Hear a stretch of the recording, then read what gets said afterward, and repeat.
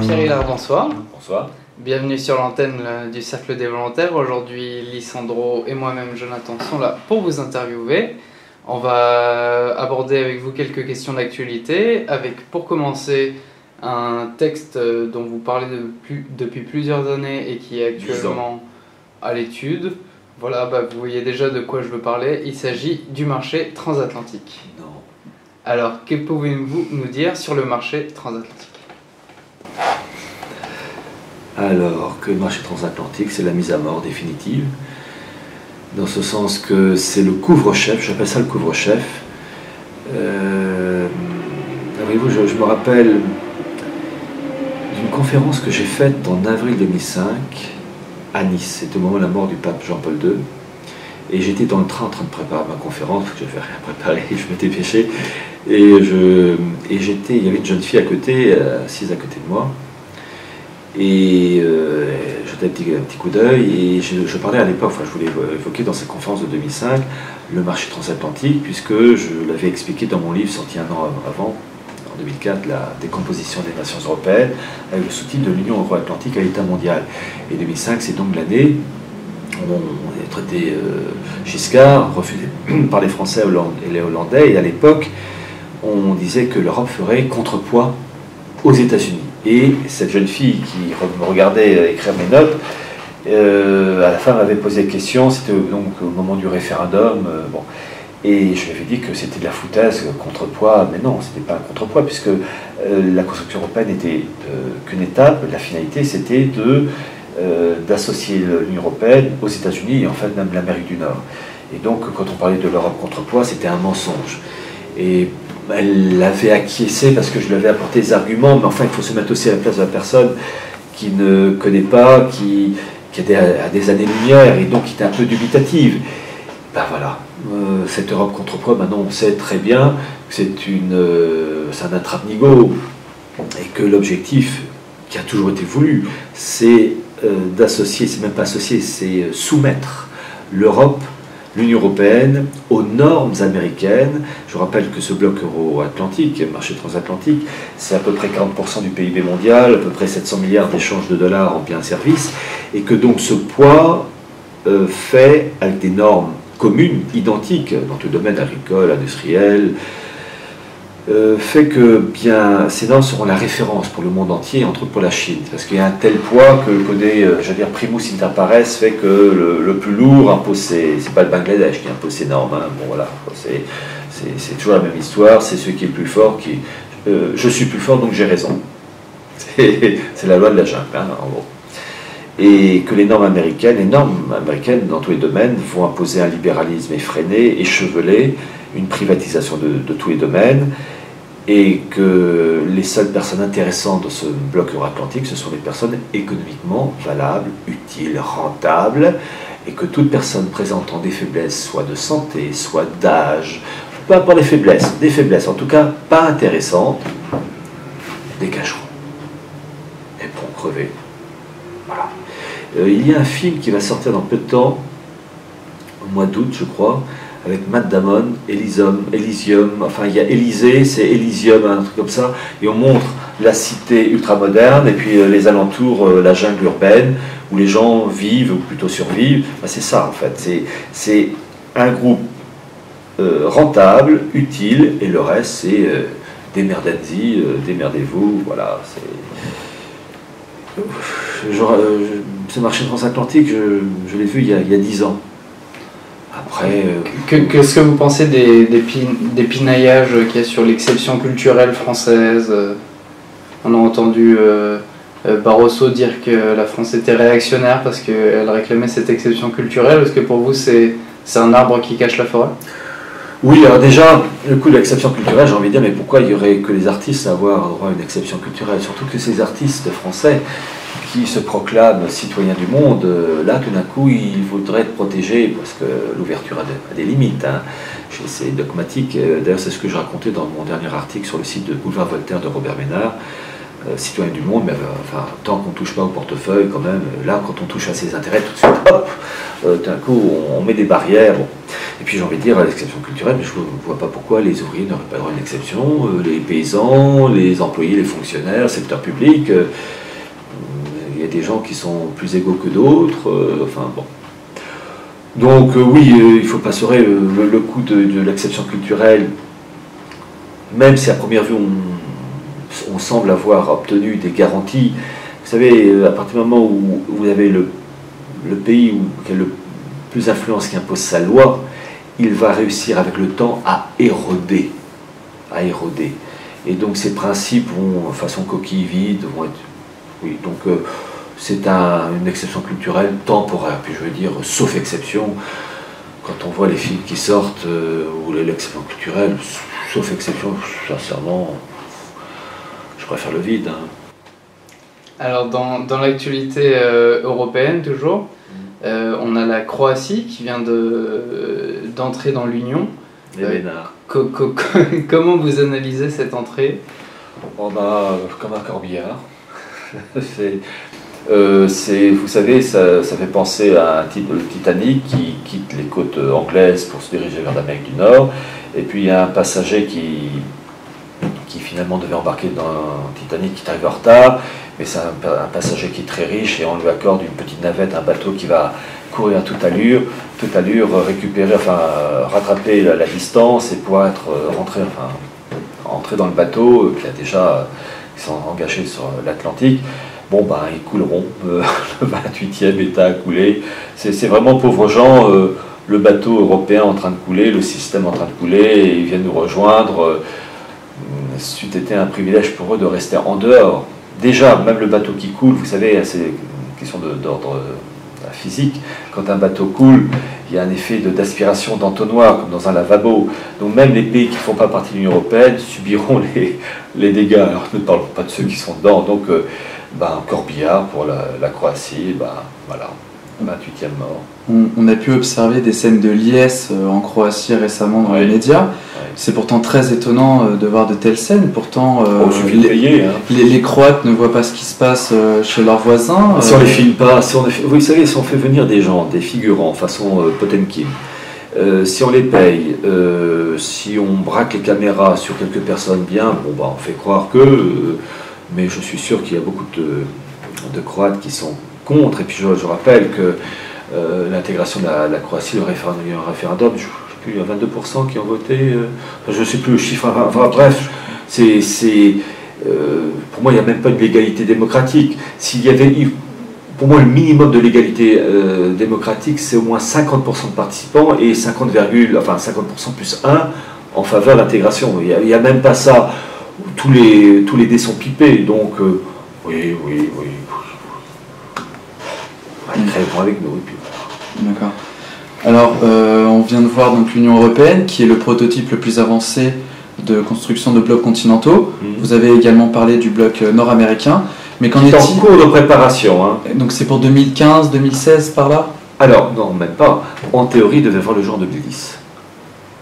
Dans les documents, la communauté nord-américaine, tous les textes officiels en 3 langues, français, anglais, espagnol, sont sur le site du CFR, le Council of Foreign Relations, pour les personnes curieuses, c'est-à-dire très peu de personnes, eh bien vous tapez CFR, Council of Foreign Relations, et vous allez dans une communauté nord-américaine, dans American Community, vous avez en 3 langues, le français, pour les Canadiens français, et en théorie c'était 2010. Mais là aussi il ne faut pas s'exciter, toujours quelques décalages, et le fait que l'économie américaine soit moribonde.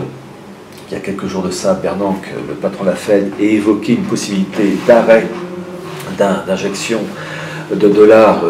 La Fed injecte 85 milliards de dollars par mois dans l'économie américaine, le système bancaire. Déjà, ça a provoqué une panique. Le système va s'écrouler. Et je pense que le coût des États-Unis, cette création de blocs nord-américains ne peut voir le jour qu'après un événement grandiose, une crise économique, vraiment l'effondrement, c'est-à-dire vraiment tout s'écroule, ou un attentat terroriste méga, ou vraiment la conjugaison de tout ça. D'ailleurs, c'est révélateur dans mon livre La marche irrésistible du nouvel ordre mondial. Vous avez, j'ai mis le document d'origine en anglais avec la source, le paragraphe 1076 du John Warner Act, qui prévoit la loi martiale aux États-Unis.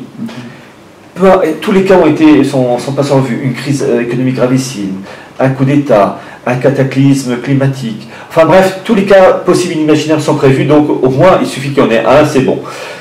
Voilà, donc soyons patients, ça viendra. D'accord. Alors, donc, vous venez de parler du bloc américain, nord-américain, du bloc européen.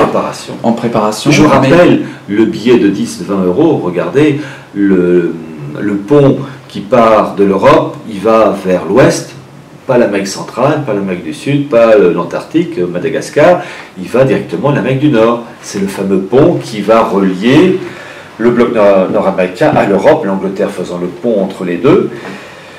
Voilà, c'est la chose qu'ils veulent mettre en place. En théorie, c'est fait. En pratique, point d'interrogation, parce que c'est quand même un réglage, sachant que les choses, ils discutent du marché transatlantique à partir du lundi 8 juillet. Et en arrière-fond, il faut voir aussi la monnaie transatlantique, parce qu'à partir du moment où on établit un bloc unifié avec toutes les normes communes, vraiment un marché unique, il faut une monnaie unique, ou en tout cas peut-être deux monnaies, mais à parité fixe. Je rappelle les propos de la Fondation Bertelsmann, en fait, propos des travaux anglo-saxons et allemands, de Bertelsmann, son livre sorti en 2004, où ils disent, ce sont les textes officiels, d'établir entre la BCE et la Fed, je cite, une arène monétaire. Une arène, par définition, est un lieu clos. Monétaire, monétaire, c'est la monnaie. Donc une arène monétaire, c'est une monnaie transatlantique ou l'équivalent. Enfin bon. Et puis l'arène, ça renvoie aussi au combat. Voilà. Ah oui, avec un vainqueur et puis.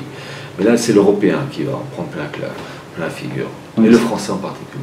Donc ça, c'est pour le prototype le plus avancé, donc l'Union européenne et le projet en cours du bloc continental nord-américain, mais on vous entend assez peu vous exprimer sur les autres blocs continentaux. Oui, bien sûr. Donc qu'en est-il donc de l'avancée de l'unification du bloc continental africain, d'Amérique du Sud et asiatique? Alors l'Amérique du Sud, il y a l'UNASUR, ça a été lancé en 2008-2009, je ne sais plus la date, enfin, je veux dire, il y a une forme de saturation, la chose a été lancée. D'ailleurs, les choses ont été bien lancées puisque, en plus de la création du bloc sud-américain, l'UNASUR, avec Parlement sud-américain en vue, nationalité sud-américaine, monnaie sud-américaine, parce qu'ils évoquent pour la monnaie sud-américaine, avant l'euro, c'était l'écu. Eh bien, il y a donc une période transitoire et pour l'Amérique du Sud, ils prévoient ce qu'ils appellent le sucre.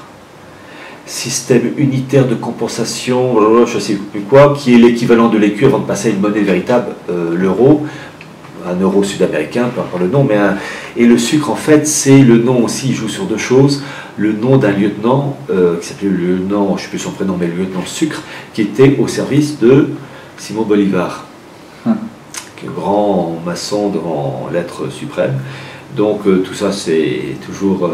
le hasard. Donc voilà, bon, vous avez fin 2011 l'ami Poutine qui a lancé l'Union eurasiatique, comme il dit, supranationale, c'est le mot qui tue, faisant le pont entre l'Union européenne et le monde asiatique. Puis vous, le monde asiatique, vous avez aussi des tentatives.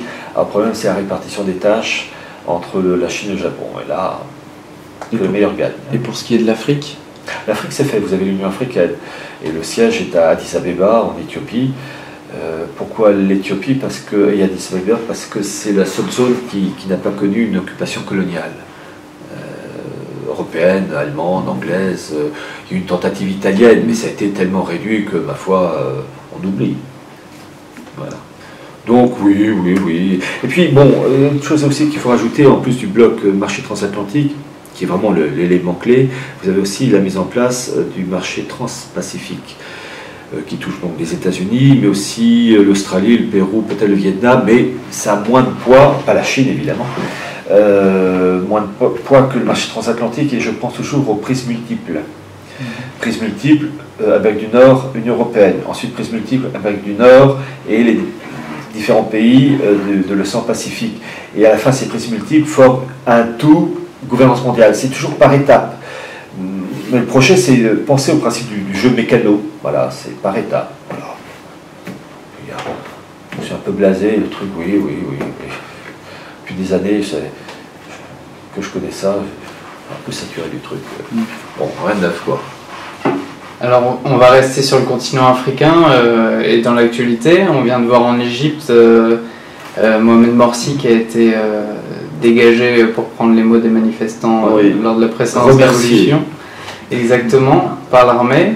Et le peuple, il y avait quand même quelques millions d'Égyptiens dans la rue, la plus grande manifestation de toute l'histoire de l'humanité, a priori. Quelle est votre analyse de la situation en Égypte? La maçonnerie égyptienne joue un rôle. Alors que les frères musulmans sont eux-mêmes issus de la franc-maçonnerie?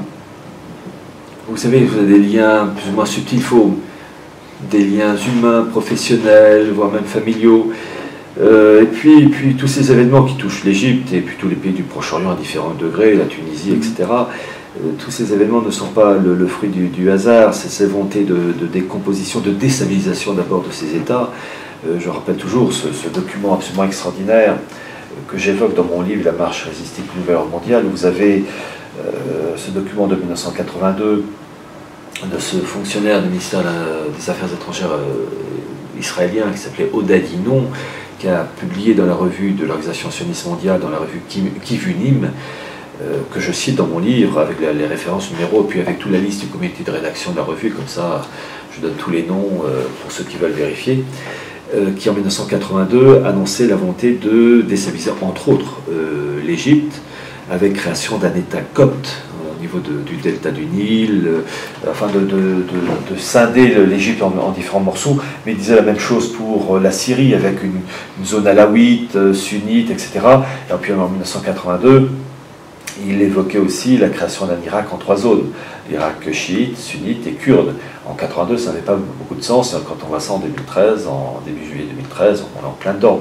Et cette information a été, à l'origine, qui a été écrite en hébreu, a été traduite de l'hébreu en anglais à l'époque, en 1982, par le président de la Ligue israélienne des droits de l'homme, Israël Shaak, qui a donc traduit, et donc c'est comme ça qu'on peut bien connaître la chose. Et puis il a eu là aussi l'intelligence de mettre dans ce petit document que j'ai à titre personnel la carte du Grand Israël rédigée par Theodor Herzl et le rabbin Fishman. Et il met les références, les sources carte du Grand Israël qui vont des rives du Nil jusqu'aux rives de l'Euphrate.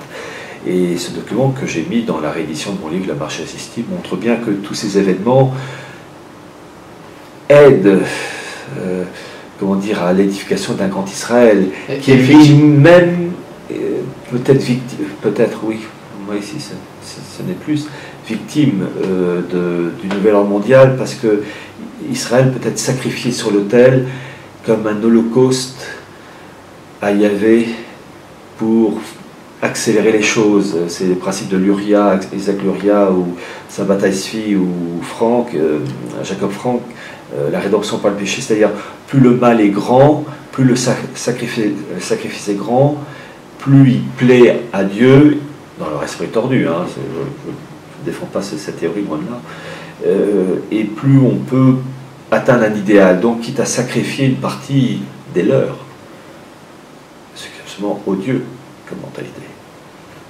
Effectivement, on a vu qu'une des premières mesures du nouveau pouvoir en place a été de couper les points de ravitaillement de la bande de Gaza. Donc ça va dans le sens de votre... créer le chaos. De votre théorie. On va passer à l'islam, de l'islam au catholicisme, et on va parler du pape François Ier, qui a été nommé il y a de cela quelques semaines. Alors, 13 mars. 13 mars très précisément, donc 3 mois environ, un peu plus. Donc quel est votre avis sur le pape François Ier? Est-il, comme bon nombre de ses prédécesseurs, un pion du mondialisme? Alors je rappelle, lorsque le cardinal Bergoglio a été élu pape le 13 mars 2013, sauf si la chose a été enlevée, le site des Naïbrides d'Argentine félicite le pape, enfin cardinal Bergoglio, donc de son arrivée sur le trône de Saint-Pierre. Il est quand même absolument anormal que les Naïbrides, franc-maçonnerie juive, félicitent le pape, en sachant que la franc-maçonnerie a toujours été condamnée par l'Église depuis 1738 par le pape Clément XII et par tous les papes ensuite. Et la synagogue a toujours été l'ennemi juré du catholicisme depuis 2000 ans. Là, on a la réunion des deux. C'est ce que j'appelle le tube Nestlé, le concentré. Eh bien, quand vous avez le tube Nestlé, l'ennemi qui félicite l'Église catholique de l'élection du pape François, j'aurais tendance, c'est même pas une tendance, c'est à dire, ben oui, c'est que vraiment ça cloche. Bon, cardinal Bergoglio aussi, quand il était donc en Argentine, a participé à la fête d'Hanouka. Il a aussi écrit un livre qui a été traduit de l'espagnol en français, où il dialogue avec un rabbin. Un rabbin, j'ai le livre, enfin je viens de l'avoir, j'ai pas eu encore le temps de le lire. Le rabbin Charca, enfin un nom, bon. Et d'après ce qu'on m'a dit, ce cardinal Bergoglio, à l'époque, parlait de ce rabbin en disant que c'était son maître. Ce qui est quand même embêtant pour le successeur de Saint-Pierre, puisque normalement, la synagogue est fermée depuis 2000 ans. Si on est catholique, Christ et Messie, il faut être logique. Même quand on n'est pas croyant ou d'une autre religion, il faut toujours rentrer dans la logique du système. À partir du moment où on est catholique, bah, écoutez, le reste, il a fait son temps. D'ailleurs, la France, dans cette histoire, est devenue l'Israël du Nouveau Testament, puisqu'Israël n'a pas reconnu le Christ comme le Messie. C'est d'où comment dire, cette généalogie des rois de France, qui sont l'émanation, l'autre branche davidique de l'Israël du Nouveau Testament, et son élimination le 21 janvier 1793. Tout ça, ça va ensemble. Mais il n'y a que quelques personnes qui peuvent comprendre ça, et les autres, nous fait des chips. Alors on va rester dans le monde du catholicisme, avec le mouvement des veilleurs, puisque le Cercle des volontaires suit depuis quelques jours ce mouvement. Quelle est votre analyse des veilleurs ? Avec l'affaire de Nicolas, qui a été incarcéré, 4 mois de prison, dont 2 à temps plein, si je puis dire. De manière arbitraire, il faut le rappeler. Oui. Nous avons eu la casse au niveau du Trocadéro, des vitres, enfin des magasins pillés, des voitures détruites, etc. Et ceux qui ont fait ça n'ont pas eu le 10e de ce que ce garçon, Nicolas Bus, je ne sais plus son nom exactement, a connu. Pour le Trocadéro, il y a eu une dizaine d'interpellations, voilà. Mais rien de plus, voilà. Ils ont été relaxés. Voilà, et je crois qu'ils ont eu quelques petites remontrances, c'est pas bien, tout à fait. Cucu, même pas Pampan Cucu d'ailleurs. Et puis vous avez aussi ce groupe qui a attaqué le RERD, eux aussi, ils ont eu des petites remarques, des admonestations, pour reprendre un terme très... Et ce garçon, ce Nicolas, qui d'abord a le droit de s'opposer au mariage homosexuel, qui n'a pas fait le 10e de dégâts, qui lui, il a plein dans les dents, 2 mois de prison. Heureusement pour lui, d'après ce que j'ai entendu, il est à l'isolement. Enfin, en tout cas, il est séparé des autres, et vaut mieux parce que les autres, c'est pas joli. Il a été arrêté sur un motif de contestation et de refus de se soumettre d'ADN, etc. d'ADN, oui, parce que maintenant, Big Brother, déjà Big Brother, on voit avec Prims, le coup des États-Unis, Tempora pour l'Angleterre, et puis tout ce qui se passe en France. Il y a même un article du Monde qui a évoqué le sujet où on est fliqué dans tous les domaines, que ce soit les courriels, Internet, enfin tout ce qu'on... Oui, il n'y a pas de surprise, mais arrêtez de jouer la comédie de la liberté, du respect de l'individu. Non, on est... en gros, ils savent quand on tire la chasse d'eau, voilà, donc on est surveillé, c'est la dictature qui se met en place. Et donc pour en revenir au mouvement des meilleurs qui a émergé suite à l'arrestation de Nicolas, quelle est votre analyse, votre point de vue ? Je ne peux qu'être d'accord avec eux et les soutenir. Oui, c'est une réaction... Mais je rappelle ce que je disais tout à l'heure au sujet des principes de 89, c'est que ces veilleurs et les personnes qui les entourent, qui comprennent que ce qu'on voit aujourd'hui, c'est la conséquence logique, naturelle, des principes de 89. Donc on ne peut pas s'appuyer sur les principes de 89, chanter la Marseillaise, bonnet phrygien, tout ce que vous voulez se dire pour la République qui s'appuie sur le principe de 89, et en même temps s'opposer à tous ces styles de mariage et autres, parce que les principes de 89 sont délétères, c'est l'homme-dieu, et l'immigration va de pair avec ça, parce qu'à partir du moment où vous défendez le principe de l'homme débarrassé de toute racine. Je rappelle que les départements français ont été faits à l'origine pour déraciner, faire créer un homme uniformisé. À l'époque, c'était même une France en damier. Bon. C'est donc pour créer un homme indifférencié, et la République universelle de Anarchasitz Klotz de 1792 rentre bien dans cette histoire, donc créer des hommes indifférenciés, donc le français peut être de toutes les origines, c'est-à-dire que l'immigration extra-européenne qui était organisée et voulue, c'est fait pour détruire l'unité des États, de la France, mais aussi de l'Europe, pour créer un conglomérat, une mosaïque de populations qui détruisent les caractéristiques propres des États européens. Et bien, les principes de 89 sont dans cette logique, c'est créer une humanité indifférenciée.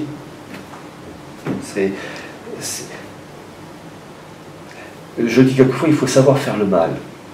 Et quand on veut faire le mal, quand on a bien compris les principes de 89, soit on y adhère, mais à ce moment-là on accepte toutes les conséquences et on pratique les conséquences philosophiques de ces principes auxquels on adhère, soit on s'y oppose. À partir du moment où on est pour les principes 89, on doit être favorable à tout, parce que c'est la porte ouverte à tous les dérives. Et in fine, est-ce que vous pensez que les veilleurs et que Nicolas auront gain de cause? Peut-être qu'ils auront... Nicolas, il fera ses 2 mois de tôle, mais ça ne sera sûrement pas le dernier. Et les choses vont aller en s'aggravant, parce que le système, c'est Payon qui dernièrement disait que, je ne me souviens plus exactement, Vincent Payon, que le frein, le blocage, je ne sais plus le terme exact utilisé au bon développement de la société, c'était le catholicisme. Alors déjà, le catholicisme de l'Église conciliaire, c'est déjà de la vérole, mais j'ai envie de dire, mais pourquoi vous ne dites pas le judaïsme, pourquoi pas l'islam, pourquoi il n'y aurait que le catholicisme à poser problème? Imaginez, il aurait dit la même chose en parlant du judaïsme ou en parlant de l'islam. Ça aurait sûrement provoqué un tollé. Eh ben, le fond de l'histoire est toujours religieux. C'est le fond et le fond de l'histoire, c'est une lutte à mort de la synagogue contre l'Église. C'est ça le fond de l'histoire. Et tous les dérivés, toutes les conséquences. Et ça, les gens ne l'ont pas compris, ne veulent pas le comprendre. On vit une époque extraordinaire. Et cette époque extraordinaire ne peut être comprise que par quelques personnes. Je suis désolé de le dire, mais les événements sont trop hauts et la masse est à l'esprit, comment dire, trop terre à terre. Je dis toujours, vous avez des grands génies en musique, en littérature, en peinture, mais tout le monde ne s'appelle pas Beethoven, ne s'appelle pas Tchaïkovski, ne s'appelle pas Rembrandt, ne s'appelle pas Michel-Ange. Certains peuvent les imiter un peu, et le reste, est médiocre. La nature est aristocratique, dans ce sens que la nature produit toujours des êtres, peu importe l'origine sociale, peu importe le niveau d'études, peu importe la couleur de peau, des êtres qui sortent du lot. Ça sera toujours comme ça.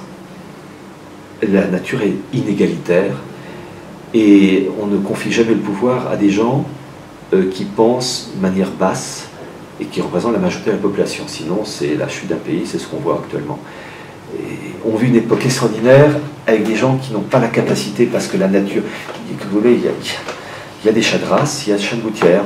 Alors, chat de gouttière, vous pouvez le laver, vous pouvez le brosser, le poil sera un peu plus brillant, un peu plus soyeux, mais c'est un chat de gouttière. C'est un déterminisme assez pessimiste quand même. Est-ce que vous avez le niveau de Beethoven, de Shakespeare, d'un Napoléon Ier? Je parle de non, mais là, on parle de génie. C'est des gens exceptionnels. Là, je prends des cas extraordinaires qui ont marqué, mais vous avez dans tous les couches de la société, dans tous les domaines politiques, scientifiques. On parle toujours d'Einstein, en fait, il faudrait parler de Poincaré. Louis Poincaré, c'est Louis, je crois, son prénom, je ne sais plus son prénom. Mais vous avez, c'est triste à dire, mais je pense par exemple au site Égalité et Réconciliation, qui balance des informations très intéressantes et qui permet aussi la diffusion de d'informations intéressantes. Mais les personnes qui s'y intéressent ne sont pas des millions. Je crois que le site est visité à raison de 60 000 ou 70 000 visites par mois. J'avais vu un truc de ce style-là. Peut-être que je me trompe, que si je me trompe, qu'ils ne m'en veuillent pas, mais enfin, en tout cas, c'est un site qui est fréquenté. Mais on ne peut pas dire que ce soit des millions de personnes. Pourtant, ils n'inventent pas, ils ne mentent pas, ils mettent des informations. Grâce à eux, j'ai pu diffuser des informations. La nature humaine n'est pas faite pour les grandes choses. Elle est faite pour des choses de la vie de tous les jours. Alors quand c'est dans un cadre sain, dans le sens SAIN, solide, tant mieux. Mais si le cadre est pourri, ben, les gens vont continuer. Durant la Seconde Guerre mondiale, vous avez l'occupation, ben, vous avez une minorité qui a résisté, vraiment de patriotes qui étaient prêts à sacrifier leur vie, une minorité qui a collaboré, puis vous avez la masse qui a vivoté. Mais quand je dis la masse, le grand bourgeois comme le paysan, peu importe l'origine. La nature humaine est ainsi faite, peu importe la couleur de peau. Voilà, c'est comme ça. Et donc, le système, il gagne aussi parce que, enfin, il gagne pour le moment, et j'ai la vertu d'espérance que la roue tourne en notre faveur. Sinon, je ne ferai rien. Ça, si je ne m'emmerderai pas à 23 heures passées, après avoir bu quelques verres d'eau. Voilà, avec vous d'ailleurs, hein, avec vous. Donc on est ensemble. C'est pas bien balancé. Je craque. Mais non, de blague à part, si vraiment j'avais pas cette vertu d'espérance, je ne m'emmerderais pas à faire des bouquins, à faire des conférences, me faire mal voir et avoir plus d'emmerdes que bon. Mais il n'empêche, je sais qu'il n'y a qu'une poignée qui est capable de comprendre, de saisir, comme il y a 1000 ans, il y a 2000 ans, voilà. On a deux hommes politiques en Europe qui réclament, qui sont très eurosceptiques et eurocritiques. On a notamment Nigel Farage au Royaume-Uni et François Asselineau en France. Quelle est votre opinion, si vous en avez une, sur ces deux personnalités? Alors, François Asselineau, c'est vite vu, il s'oppose d'une manière radicale à l'Union européenne, il veut que la France sorte. Bon, bah, je suis entièrement d'accord avec lui. Tord le cou à l'Union européenne, enfin bref, la France récupère ses billes dans tous les domaines. C'est vraiment, après tout, on est pour le divorce. Pourquoi on ne divorcerait pas l'Union européenne? Pourquoi les gens auraient le droit de divorcer, mais la France qui divorce l'Union européenne? Pourquoi c'est pas possible là? Le divorce existe, bah écoutez, moi je l'applique au niveau d'un pays, rupture, on ne veut pas dormir dans le même lit, 28 ensemble dans un même plumard, c'est une partout, c'est un coup de stock généralisé. Non, moi j'ai envie de dormir seul. Mais c'est vrai, qu'est-ce qu'on nous propose? On nous propose une vie à 28. Mais j'ai envie de dire, mais c'est quoi ce côté hippie, on vit ensemble, on partage tout ensemble, mais jusqu'au plumard. J'ai envie de dire, mais mais j'ai pas envie.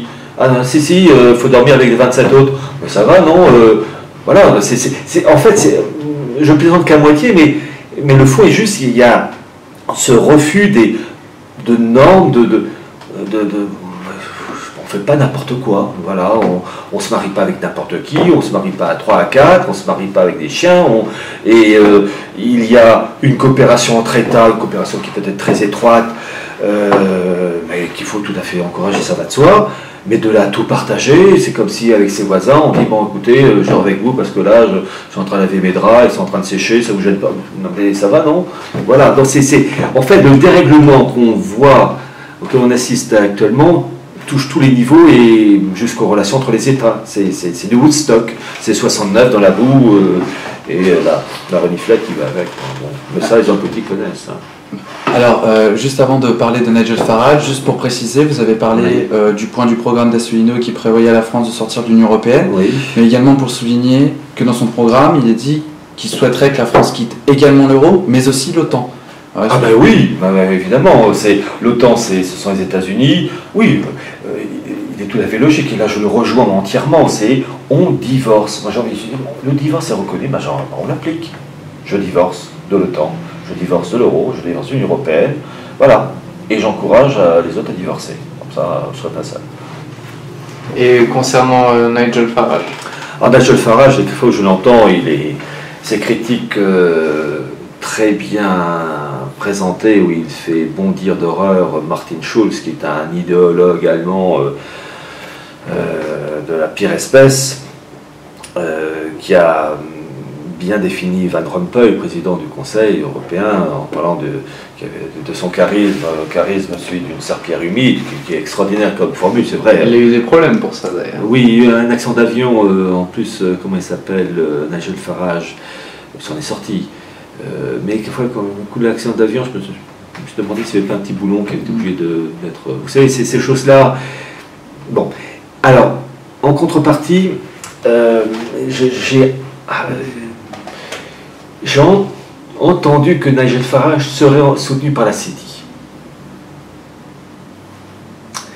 Et ça, c'est pas un bon point.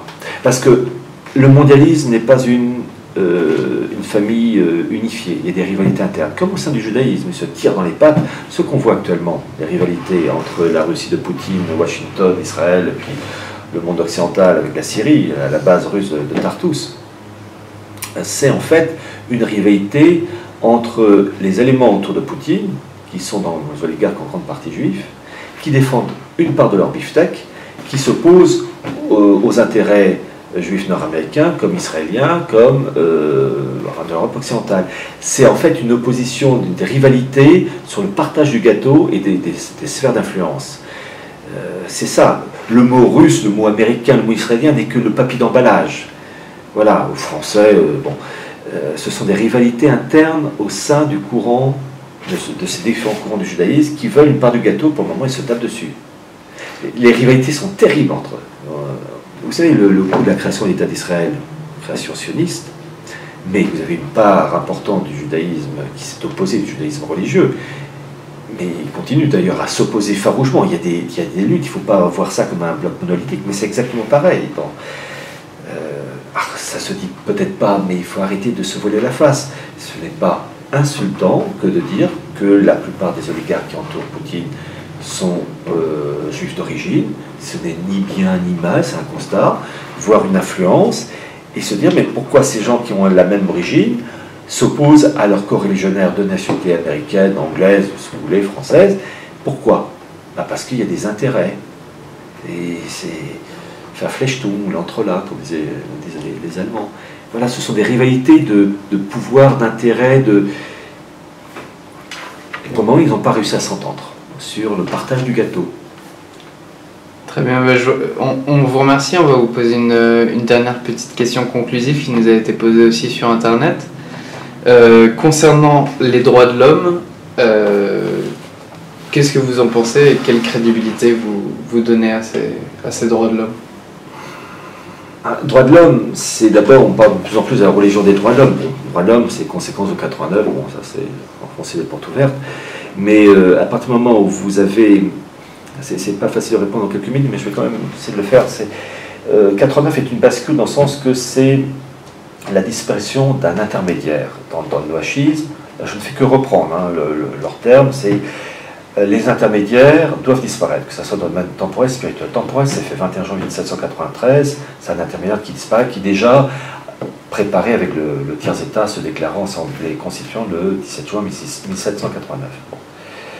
Donc il faut couper les liens qui relient le ciel à la terre, soit dans le domaine temporel ou spirituel. Pour remplacer par quoi? Par autre chose qui correspond à un idéal talmudique, qui est une vision, elle, terrestre, pour les non-juifs, les gentils, le peuple juif prenant la place de l'intermédiaire qui a été effacé dans les générations précédentes. Et dans le cas du noachisme, cet intermédiaire, le peuple juif, peuple prêtre, entre le Dieu unique, l'élément capital, et le reste de l'humanité. Et donc les droits de l'homme rentrent parfaitement dans cette mouvance du noachisme. Les droits de l'homme, c'est l'émanation du noachisme. Les droits de l'homme sont absolument contraires au catholicisme. C'est un exemple. La liberté de 89, des principes de 89, et la liberté selon le principe catholique. La liberté, selon les principes de 89, c'est faire ce qu'on veut, puisqu'on met sa propre loi, sa propre référence, toujours et qu'on décide donc, en tout logique, mariage, tout ce que vous voulez, avec les chiens, les chats, à 3, à 4, tous les combinaisons possibles et inimaginables, mariage et le reste. Tant que ça ne gêne pas son voisin, tant que ce n'a... Bon, écoutez, c'est l'individualisme forcené. C'est ça la liberté, selon le principe de 89. Bon.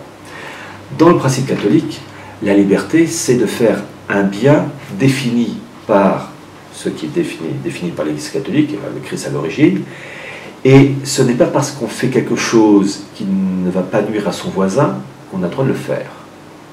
C'est la grande différence. C'est-à-dire que même si je vis à 3, un mariage à 3 ou à 4, eh bien, même si ça ne gêne pas mon voisin, je commets une faute.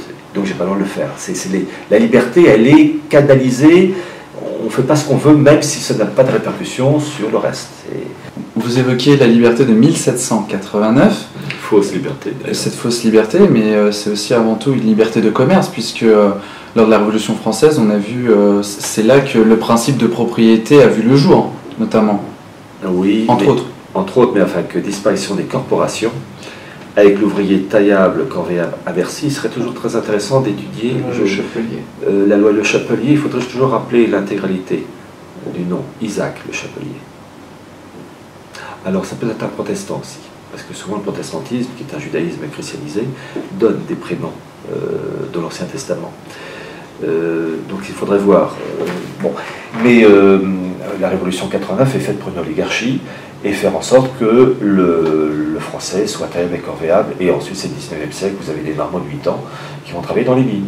Et ça, ces gens-là qui se disaient défenseurs des droits de l'homme, se sont bien gardés de mettre en place des lois. Je rappelle que ce sont des catholiques style René Latour du Pin ou Albert Demain qui, à la fin du 19e siècle, ont encouragé et mis en place les premières lois sociales pour protéger les ouvriers. En Allemagne, vous avez le monseigneur Ketteler, je crois. Vous avez aussi un médecin qui s'appelait Schreber, on appelle ça les Schrebergarten, les jardins Schreber pour les ouvriers. Et vous avez eu des lois pour... parce qu'avec cette mentalité d'utilisation de l'homme comme un pur produit, pure machine, on avait enfin, même pas des excès, mais un comportement odieux. Et ça a aidé tellement le marxisme. Et là, Dieu sait, je défends l'Église catholique quand il y a des choses à défendre, mais il faut savoir aussi reconnaître les faiblesses. L'Église catholique s'est royalement plantée face au marxisme, où le monde ouvrier, dans sa grande majorité, a plongé dans l'idéologie marxiste. Là, l'Église catholique, elle a loupé le coche, mais alors de manière extraordinaire. Les hommes d'église n'ont pas été à la hauteur, sauf exception évidemment. Le monde ouvrier était marxiste et vérolé par ces idées-là. La faute à qui? Les hommes d'église. Ils ont été à côté de la plaque. Pierre Hillard, nous vous remercions d'avoir répondu aux questions du Cercle des volontaires. Merci. Nous rappelons que vous venez de rééditer votre livre La marche irrésistible du nouvel ordre mondial. Et Minoritaire et journalisme, ça j'y tiens énormément, c'est mon premier livre, c'est lui qui m'a fait tout comprendre. Merci Pierre Hillard. Merci beaucoup. Au revoir. Bonsoir.